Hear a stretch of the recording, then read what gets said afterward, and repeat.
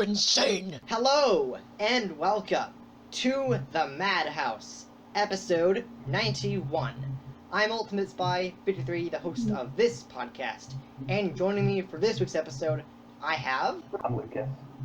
Person. That person. And obviously, I'm back for another podcast. Pretty sure people know my name by now. I'm back. I won't be here next weekend. I got stuff I got to take care of. And yeah, I'm back, bitches. So, I was thinking, I talked about this last time we had a Harry Potter podcast, and I said, oh, we could probably do a follow-up.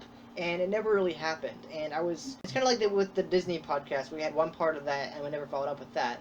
But I was thinking, why don't we follow up with a Harry Potter episode, because it's been a long time, and I said I would I don't think I promised that I said I think it'd be a good idea to do a follow-up. So, I guess we could do that. So, yeah, who wants to start us off? I guess I will. Alright, Okay. Well, I just for people probably know this, but for people who don't, Harry Potter is a masterpiece, okay? It is like, it used to be one of like the things that I was like obsessed with. Basically there's these 7 books, but I think I was always confused on why the actual fuck they split the last one into 2. Because money. It was Was huge. it because it was like long? The book was like this big. I've seen longer books than that are only one movie. Like, Divergent has to be about that same size. Come on. And Right. it was only one movie. Why was Actually, that? no, Why was Harry Potter and the Deathly Hallows 2 movies? Because they knew people would go and see both movies. Capitalism. I was thinking, like, for this part 2, I'm watching a lot of YTP videos from my channel, and a lot of them have been Harry Potter YTPs, and I've just noticed, like, how drastically each movie changed in the franchise, in the series. How the first 2 kind of feel the same, have the same type of tone, even though they're different, because they were released about a year apart. And that's why they feel the same, kind of happy, magical, well, it gets darker, but it's the very same happy, magical stuff. And then you have Prisoner of Azkaban, it's all dark and everything, and everyone's changed because it's been about 2 years, so it's like, everything changed. Hogwarts looks very different. That's why it's, Yeah, I got It it is far away. Since I've even interacted with Harry Potter, yeah. and I still can't get over the fact that they killed off freaking Hedwig, man. Oh my god, that was killed horrible. me. Yeah. Harry's daughter.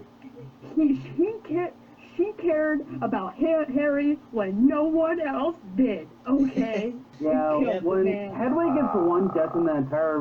When I first saw the movie, that's the first one that my jaw actually just dropped. When Prisoner of Azkaban came out, I was just like, I was confused why it was all different. I mean, obviously the new director, but I was just like, everything changed. Everyone was grown up, and the fact that they took 2 years off from the second movie, why did they need to take 2 years off? Because the actors aged 2 years more, and then like everyone looks different. Well, not different. They just look older, and it was just like way too much of a change. And Puberty. that's what exactly puberty happened to everyone. So It would make sense though, because all the kids were like, of course they're dealing with puberty. They're gonna probably look a lot different. yeah, I It's mean, even mentioned in the books that like Crabbe around that time he grew like 6 inches. oh my goodness, So he like grew so tall. jeez. Like, yeah. So I'm not surprised they did that. It kind of makes sense. Obviously, yeah. I mean, I think that like with the third movie and stuff like that, it was just like it was just crazy how everything changed, because like I didn't realize how. I mean, obviously, I think the one character that changed out of all of them was Hermione, because like everyone loved her and everything, and then that was the movie that with turning time and everything, which is a really good concept. But yeah, I felt like the first 2 were the best Harry Potter movies out of all of them. I mean, I still like thinking of the Goblet of Fire, but like Sorcerer's and Chamber were both really, really amazing, and they just it was such an amazing first 2 movies. Well, what changes in the movies did you like the least about each movie? I'm specifically talking about the first 2. But I liked all the changes in the movies up till everybody fucking died. So That was it's not tragic. also in the book. it is in the book. It was in the books. Although Exactly. You know what I really wish they would have included in the movies? Weasley is our king. Like, so much of that got oh yeah, left that out. was cut out from the movie too. They just cut out so much from Because the that was movie. an awesome part of that book. Okay? I Exactly. loved it. But one of my favorite scenes from any of those movies ever was scene with Fred and George. I fucking loved that. You should have seen fucking Umbridge's face. It was awesome. I gotta say though, like Fred and George are one of my favorite comic relief characters because they obviously change out of all of them. They got more, you know, as they got older their hair grew out, but they were so fun to just, I mean, because I was watching a YTP. I was reacting to a YTP of Harry Potter, and one of the scenes they somehow were able to gather the audio. Apparently, Fred and George were speaking over the, like in Harry Potter 4 when you have the champions in the dragon, when they're getting ready to face the dragon, you hear Fred and George over like this kind of muffly, but you can hear what they say in this video, and it's hilarious. It doesn't make any sense though, but like, yeah, I don't know. It's crazy how each character changed, because I feel like, you know, with Quidditch, for example, a good example is Quidditch. One of my favorite aspects of Harry Potter was Quidditch, and they only used that for like what, 4 movies, I think. Well, the first 1, 2, 3, and then 6. So yeah, 4 movies. I was just like so, you know, distraught that they took that out, because Quidditch was the best thing. Of course, if you were to play Quidditch in real life, that would not work out so well because it's dangerous. But they just cut out all true. of them. I mean, you know, the 4th one, obviously the reason why is because the Triwizard Tournament was happening, and then the 5th one, Umbridge was a jerk, so she just said, yeah, Quidditch is not gonna happen this year. But here's the thing about Umbridge. Yeah. She is the worst character, and Yes, I don't she mean is. that like she's the worst played. I mean like in terms of evilness. Yes. And you want to know why? Because Umbridge's Patronus is summoned using. She literally, it gets a warm, fuzzy feeling when she does terrible shit. Wow. She does. Don't tell me you don't know what a Patronus is. I know. Yeah, No, I know. what is Oh, a yeah. Patronus? I think it's a cat, which would make a lot of sense. Yeah. Well, well, obviously, you know Umbridge, she's full She of was cats. the fucking cat lady. Her office is full of cats, but yeah, I totally understand where you're coming from, Well, but like, one. yeah, So on to other things, because again, this is purely from someone that, from a movie standpoint, just a moviegoer. I love movies and yada yada yada. And something that ticked me off was, I understand they're going for tone, but the inconsistencies, like with the pictures moving and whatnot. Oh, yeah. That always bothered me when they just stopped doing that all of a sudden. Did they And really? When they stopped doing that, I was like, What do you mean? Another reason I hear what part of that universe pissed me off majorly? I don't really think that was ever a thing. I mean, they always had the pictures moving. When did they start doing that? They stopped doing that around, I think it was at 5 that they stopped 5. doing it. Huh. They started doing it less and less after Well, I know 3. that 5 was when they took like well, you know, you had like Filch taking out all the paintings, like because Umbridge was in control, so he said he was under orders to But take it all the was paintings. like the year. It was like a year or 2 after that. Huh. One of those times, there was one later in the stream that everything that they had much less, and then finally no paintings or pictures moving at all. Actually- if you look at Deathly Hallows Part 1, Yeah. when Harry Potter's in that Muggle scene, none of the pictures move on any house or whatever. Even when he's back in the Wizarding World, he's holding one of their newspapers and none of the pictures move. Yeah, I mean, like The you Hogwarts think of like movie. Dumbledore's office. None of the pictures move because they're Nothing. dead headmasters. That makes sense because they're dead. Like for example of paintings in the Harry Potter universe. And this comes to like when they recast characters. The big change happened, and this was a character that was really annoying when they recast her. She was annoying before, but they recast her and it was so annoying. The fat lady, when she was recast in Harry Potter 3, ugh, I hated that Oh, yeah. scene. It was so awful. And then of course they added they brought on Jennifer the fat Saunders to lady. play the fat lady, and it Oh was my God. dreadful. I mean, she's a great actress, but as a character, what happened? Just ugh. I mean, I don't say that anything offensive against the actress, but the character. What happened to the character? Like they couldn't even get to the She had guitar a because she kept wild singing. night and didn't recover after. You know, it's like really stupid. But Wrapped and that up was in a few too many cold ones with who was his face? Freaking who was it? Professor McGonagall? No. Although that would no, it was that in Prisoner of Azkaban after Sirius Black was a thing. That dude. Wrapped up in one too many of those cold ones with that boy last night. Mad Eye Moody? I don't know what you're No, talking not him. Not him. What the hell are you talking about, lady? Dude, Mad-Eye Moody was movie 4. I Yeah. know, but you said someone replaced The her. prisoner of Azkaban, the fat lady gets placed because because the portrait gets destroyed because Sirius Black Right. happened. Right. Yeah. Whatever, it started with the C. Whoever the hell replaced her until she got, like, whatever. Oh, the Sir, what is that night guy? Sir Dude, yes. Sir like the guy who's like Sir Dude? Sir, I don't know his name. He's this like night guy. Yeah. I mean, to tell you the truth, Round table. when it came to Prisoner of Azkaban, I was absolutely terrified of the werewolf scene. I was when especially Lupin turned. I was terrified. I wouldn't watch the movie You know- because it was so terrifying. Wait, no, Boggarts were like... So, with Prisoner of Azkaban, Yeah, I'm talking about that one. Yeah. that's my personal favorite Harry Potter movie because pretty good, but not it's- only because of the movie itself, but also because that's the first movie that I ever saw in IMAX. Wow. Yeah, I mean that scene when Lupin turns into the werewolf, I was absolutely terrified. And then of course you come to Goblet of Fire when Voldemort comes. I literally when I was in the theater for the first time seeing the movie, I hid it under my coat or whatever. I refused to look at the screen because Voldemort looked so scary. I'm like, Voldemort, oh my god, he's so scary. I just hid. When you see Voldemort like that, Because Voldemort what the is fuck am I like, seeing? you know, he's just like terrifying. So I literally hid that movie. And of course, when you first see him come out of the cauldron, I mean, it's that's- terrifying. It's gross, and it's like, so of course you're gonna feel terrified. It's terrifying. So I was, of course, when that, I mean, the thing about Harry Potter is it gets very emotional. Like when Cedric dies, emotional, so sad. And then you have, I don't know, like Dumbledore dying, also really sad. Oh man, that killed me. Of Hogwarts. Right in the field, you bastard. Well, I mean, when Cedric died, and I did feel a bit teary-eyed when his dad was like, "No, it's Cedric, he's dead," because his dad is like mourning him. He's like, "No!" I felt like my eyes were like starting to get wetter. I'm like, "Oh God, please don't make me cry," because it was so sad. But you know, I just felt like that movie and also Prisoner of Azkaban, both movies, they were absolutely terrifying. Those two moments. I mean, they were great movies, but they just terrified me. And of course, you know, Mad-Eye Moody also terrifies you too. Especially when he does all this stuff. Love the plot with Mad-Eye Moody. For not to be freaking Cedric. Oh no, wait. That wasn't Cedric Diggory. That was Barty Crouch. That was the doctor. That was the doctor the whole time. Yeah, right. But like,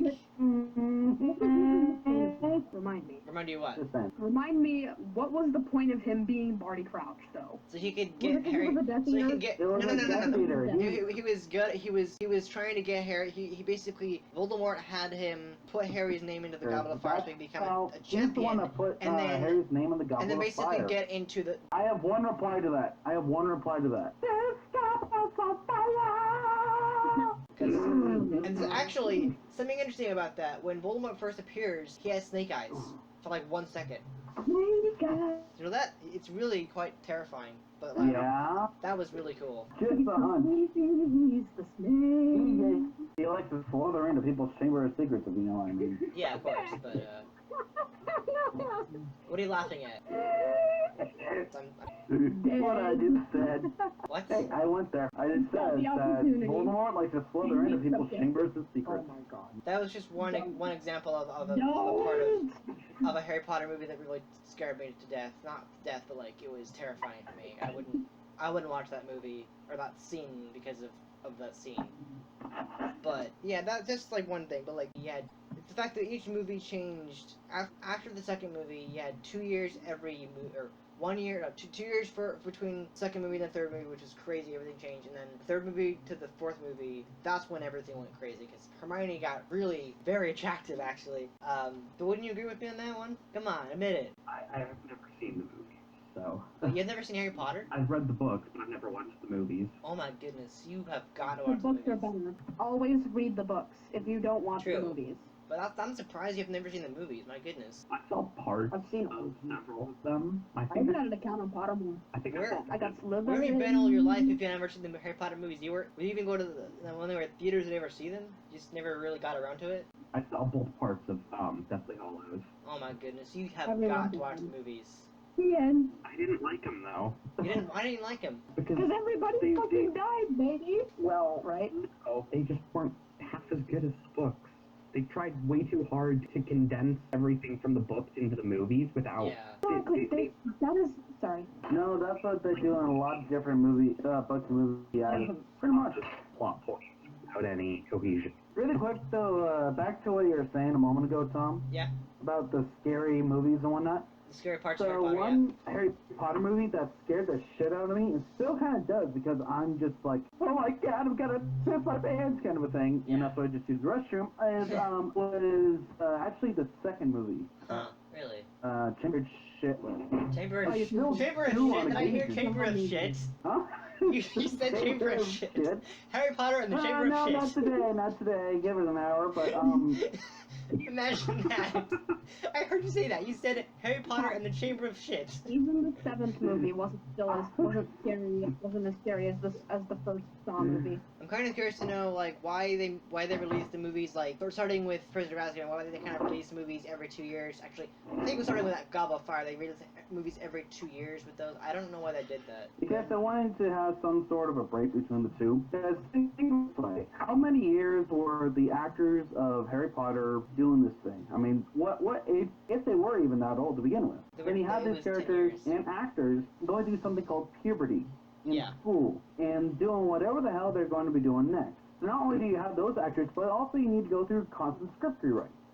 If you have a set schedule, okay, so these people will come in here and here and here. A set schedule that's going to be somewhat spaced evenly. That way, okay, we can do a bulk now, take a little break. Bulk now, take a little break. Now, actresses happy to do whatever they need to do, but also allow for something called time to pass. Otherwise, they're going to be like, hi, I'm Danny Radcliffe when they're 20.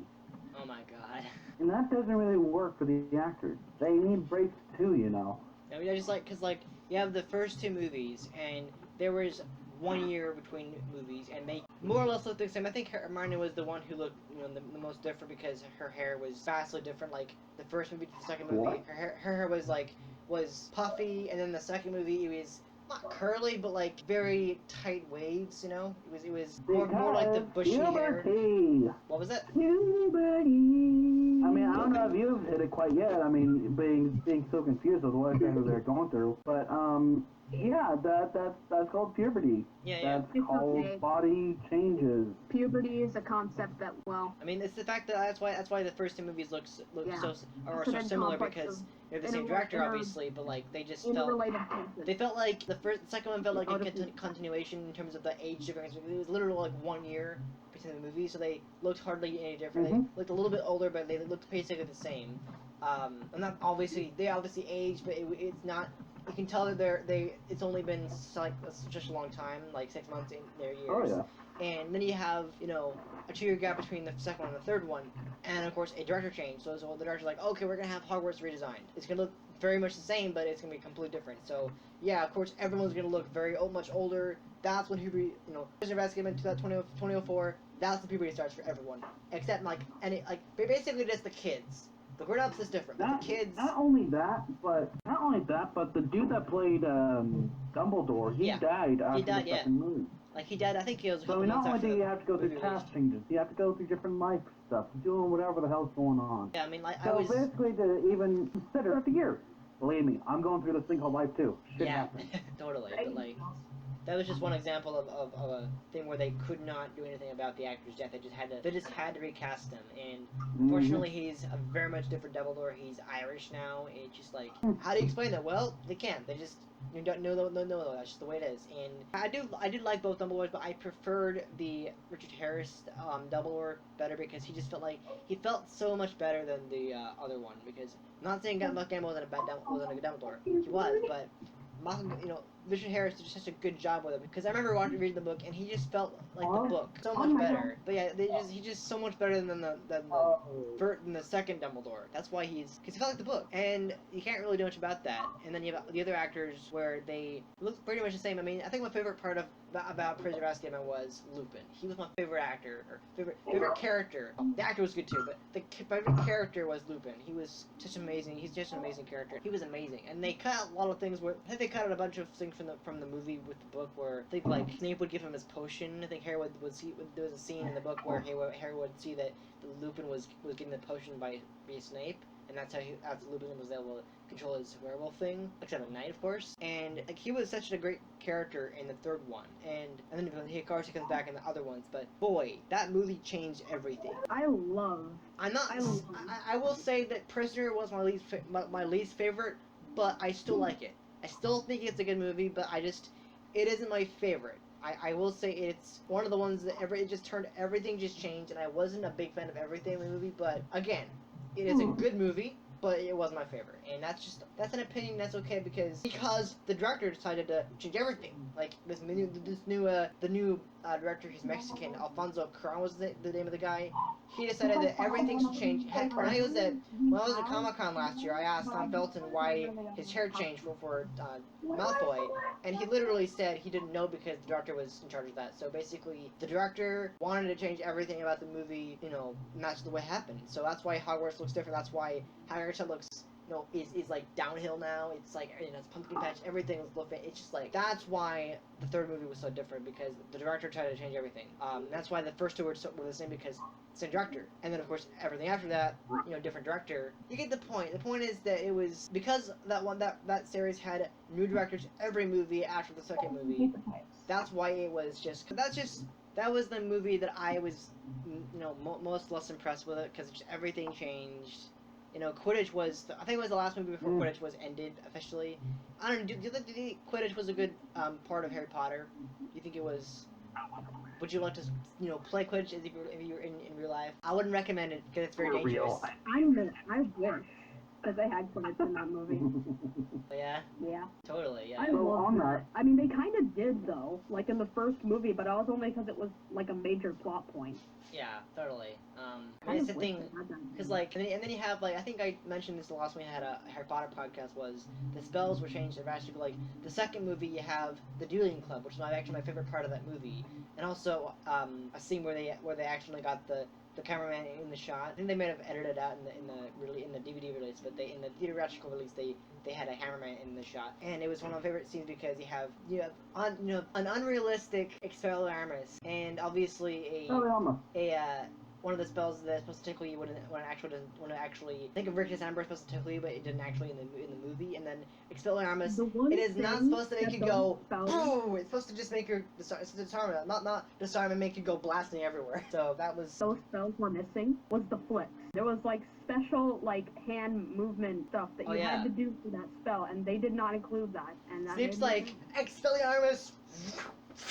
You just feel like this. But then, like that, like Snape's like, okay. The one movie they actually had it in was that one scene with Flitwick in Charms. Oh yeah? Where they did the swish and flick thing. Mm-hmm. That was like pretty good, and then of course you have, I think Seamus Finnegan always gets blown up almost every movie. It's like the running gag throughout the series is that he gets blown up. His face gets blown up, like the first movie, he's trying to turn water into rum, and he gets it wrong, and he blows up. Second movie tries to do tries to raise a feather, blows up. And I think later on in the sixth movie, he does some like potion thing, gets blown up, or the face gets blown up. It's like there he goes. It's hilarious. But that's the thing about Harry Potter is that it was a British series, but I noticed there were a lot of Irish and Scottish actors in the movie, and I didn't really notice that. Like Mad-Eye Moody, he was the first. I think aside from Seamus Finnegan, he was the first Irish character. I think. I don't know exactly, but and also I think they nailed Voldemort. Not in the first movie, but in the fourth movie, they nailed him. He was had the high cold voice. He had at least snake eyes in the first second of his appearance, and then he looked exactly like Voldemort was supposed to look like in the books. Maybe not the red eyes, but everything else looked perfect. But yeah, that was just something that I noticed about the movie that I like. When they translate a character from the books to movies, I noticed in Harry Potter how they do such a good job with all major characters, like obviously Harry, but also Voldemort or any of the. And I think they even got Mr. Weasley wrong. He was supposed to have bald hair and they didn't get it right. I don't know. Like a lot of the characters were just wrong. And I think the last time we had a podcast, I mentioned how Hermione didn't actually have a book appearance until the fifth book. Like she described her, but Rowling didn't actually give her a book appearance until one of the chapter cover arts in the fifth book. So that was the first time you see Hermione in the books. Well, I mean, on that, J.K. Rowling has said that she, like, Daniel Radcliffe, he was supposed to have been wearing blue contacts, he was, but he had an allergic reaction to the contacts. That's why, when they asked J.K. Rowling, hey, are you okay with this? And she's like, yeah, as long as you say his mother's eyes. I mean, that's pretty much it. As long as they do a good job, as long as they bring the characters to life in a way that the majority of audiences find themselves actually believe that it's these characters, they've done their job. The rest of it is just, okay, might be a little different. That's it. As long as they do their job and they go home at the end of the day and they give a product that they would be proud to do, and we should all be happy about it too, if we enjoy it. Yeah, of course. It just, a lot of the characters, they just change so much throughout the movies that I, look at them now and it's like, wow, they're just different, you have, I think I mentioned this last time we had a podcast, I don't know if I did or not, but there was a picture, I think it was a while after the final movie wrapped, I think it was probably after it was in theaters, but like there was a picture. It was like a reunited cast. It had like Daniel Radcliffe, all the three in the original three, and then you have Matthew Lewis, who looks to some girls were like, oh, so sexy, and then you have Daniel Radcliffe just looking like a nerd. Like he's like, hey, what's up? Maybe I think it was like, what's up, man? Damn straight I am. That's how the actors just changed so much, and that's why the movies were so amazing. And obviously, because of each movie was vastly different from the predecessor. I think that they nailed a lot of the concepts from the books, but they also miss a lot. I'm like, because Harry Potter's now an international phenomenon. You have like, the theme park and everything, which I've actually been to, but like the fact that Harry Potter has become this big, I'm impressed by it. Like you go to like Universal Studios, it's amazing what they've done with the attractions. They've turned the entire universe of Harry Potter into. Sorry about that. My phone died. Oh, okay. But like, do you ever been to the? I mean, probably haven't been there, but have you seen the YouTube videos on the rides that they have at Universal Studios for Harry Potter? Have you ever seen that before? My dad's best friend and his wife actually went there. Oh, really? I've only seen a few videos on them, but they look really cool. Yeah, I think they went to the one in London, actually. Oh, really? That's awesome. Or I forget if it was in London or if it was one in Universal Studios, but they went to one of those last year, actually. Yeah, totally. I mean, it's crazy how a lot of the movies have changed because they let so much out of the books, and then you get to the movies and it's very much different. Like you all these characters, all these creatures, heck, the spells are different, but like they translated their best, and I think they did a pretty good job with what they had. But there's also a lot of things about the movies that really changed everyone as a person. But I don't know. Do any of you have your favorite character from Harry Potter that you loved a lot? Hermione. Hermione? Oh yeah, I hands down my favorite character because she's so she's gorgeous. So. Obviously, I fanboy over Hermione because she's my favorite character. Come the fourth movie, because I want everything. That's where everything changed. Like, I think my favorite moment of Harry Potter has got to be the Ginny-Harry relationship. That was so cute, right? The thing about that though. Yeah. What J.K. Rowling wishes at the end. She said in an interview that she actually wishes that she had Harry and Hermione together. Oh yeah, I think I've heard about that. Yeah. I shit you not. She said that herself in an interview. She wishes that she had done it a different way. That I can see it. She said it in an interview. I actually agree with that. I do too. I think they would be a perfect match. I'm kind of glad that they. What the hell are you smoking? I mean, pretty much. I do agree with you on that. Yeah.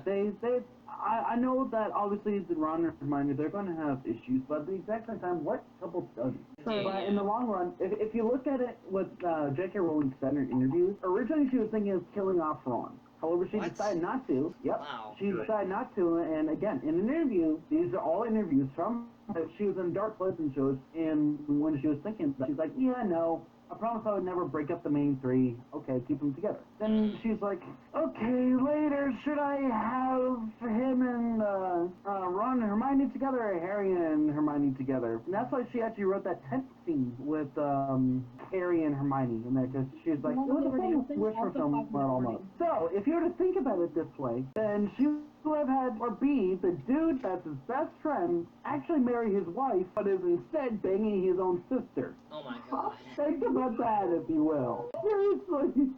I mean, Roger's... that was like that 50 Shades of Grey shit. Oh my god. Oh god, don't you fucking dare start that. Also, one. I'm not, speaking of which, I remember now. One of the characters that I noticed in the books was vastly different, and they never actually explored him further because in the books they explored him further, but in the movie they did not. That was Gilderoy Lockhart. Remember that guy? Oh yeah, that guy, that egotistical maniac. He only who showed up. thought He was only wanted on to one compliment. movie. Yeah, I remember It's him. like Gilderoy Lockhart, and he like lies about his.